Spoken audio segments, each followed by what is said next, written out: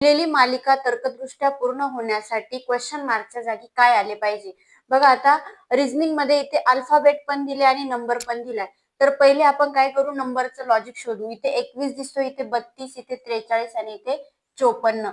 जर 21 नंतर 32 किती नंबरला येतो? 21 प्लस 11 केले तर किती येतो? 32 येतो. पुढचं बघा, 43. 32 मध्ये किती मिळवले तर 11 मिळवले तर 43 येतात का चेक करू. 2 आणि 1 3, 3 आणि 1 4 येत आहे. त्याच्यानंतर पुढे 43 मध्ये जर 11 मिळवले तर किती येतात? 3 आणि 1 4, 4 आणि 1 5, 54. म्हणजे आपलं लॉजिक करेक्ट आहे. मग आता बघा 54 मध्ये 11 मिळवले किती येतात? 4 आणि 1 5 आणि 5 आणि 1 6, किती आले? 65. आता 65 चे आपल्याकडे दोन ऑप्शन आहे, म्हणजे आपण फक्त नंबरवर कॅल्क्युलेशन करू शकत नाही. मग हे दोन ऑप्शन तर आपले कट झाले, option number second and fourth. आता आपल्याकडे फक्त फर्स्ट अँड थर्ड ऑप्शन राहिलाय.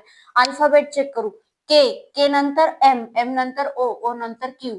बघा के नंतर एम, एल एम एक अल्फाबेट सोडून, एम नंतर एन ओ एक अल्फाबेट सोडून, ओ नंतर पी क्यू एक अल्फाबेट सोडून, मग काय येईल? क्यू नंतर एक अल्फाबेट सोडलं, R S, R S, S आला.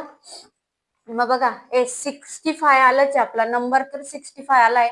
इथे 65, इथे 65, म्हणजे इथे काय यायला पाहिजे? पहिला अल्फाबेट एस, म्हणजे काय आला? Option number 1 correct answer.